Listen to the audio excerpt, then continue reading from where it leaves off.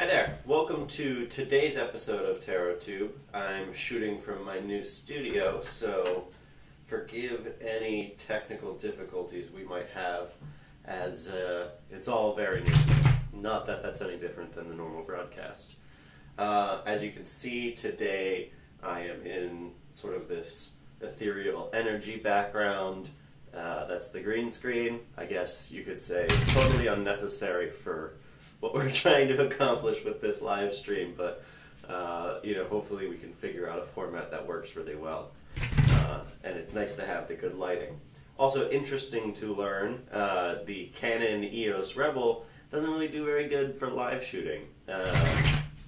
We've got a GoPro Hero 3 filming the cards, and you can see that works pretty well. But the Canon Rebel's filming me, and the live view, first of all, has got this horrible rectangle that you just can't get rid of, and also it's just not a very crisp image.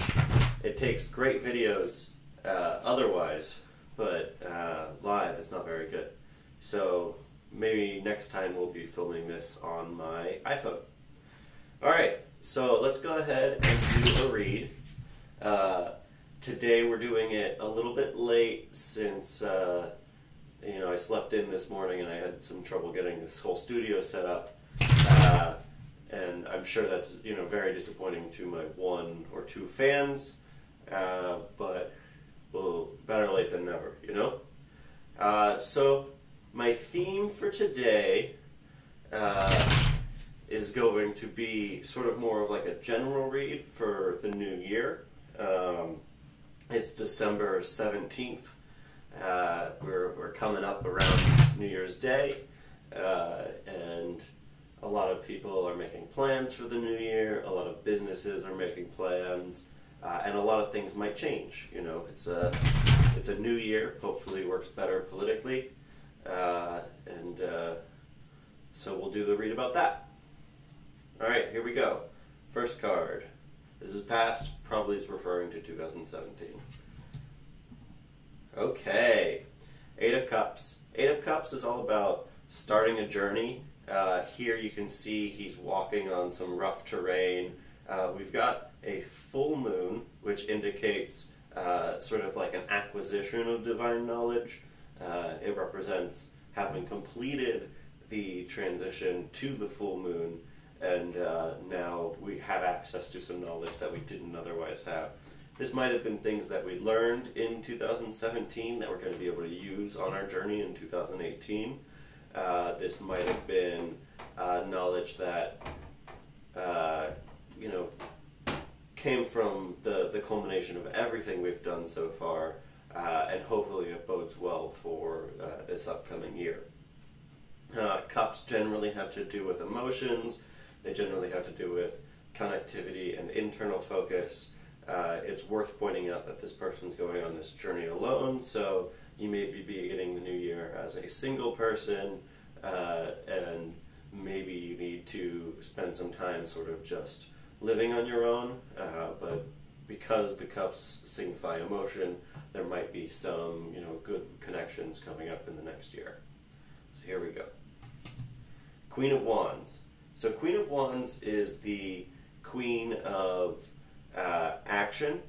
She's a very wise queen, very motherly, very nurturing. We see a lot of feline imagery. So we've got the lions, which generally represent like courage. Some more lions here. And she's also got a black cat. The black cat, as you may have heard of it being like bad luck, maybe being associated with witches. Black cats traditionally reference the supernatural, so there is some interesting elements there. I think the Queen of Wands is definitely attached to the supernatural in some way. She has some kind of divine knowledge that most people don't have access to, which I think is really relevant to the moon in the 8 of Cups. So far we're getting a lot of feminine energy from this draw. Everything here is focusing internal rather than like things that we do. It's the way that we are. And so this continues to lead me to believe that maybe we need to be focusing our energy on interpersonal relationships, our own emotional well-being, rather than like things that we need to get done. You also see the sunflower here. The sunflower does represent, much like the sun, sort of like a overview of the world that is complete. And so I think we are seeing a lot of imagery here relating to this divine knowledge. All right, let's do the future card. This is a care for 2018. Justice. So justice is sometimes about legal matters. It sometimes refers to a situation where maybe you followed the rules and things are coming down on your side. It might have been a situation where you broke the rules and you're getting your due upcomings.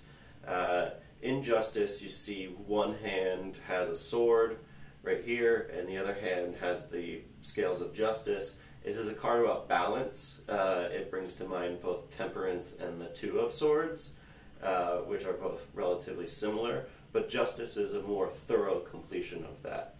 It's not somebody that's cutting themselves off like the two of swords, but rather it's somebody who has access to a strong ideological core, a strong ethical core, and is using that to pass a judgment which is correct. This is different from the judgment card, which typically has to do with a culmination of divine knowledge, so that has to do with more like revelation and that type of judgment, rather than the more practical judgment that we typically see with the justice card. So all in, I think that this tells us that in the upcoming year, we're going to want to focus on ourselves, focus on our relationships, and focus on being a strong ideological center for the people around us.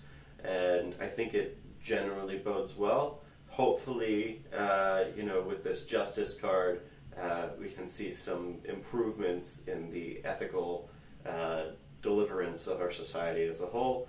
Hopefully with the Queen of Wands, we'll find ourselves capable of being nurturers, carers, and improving the world in general. So that's Tarot Tube for the day. Hope you enjoyed it, and as always, like and subscribe. Thanks!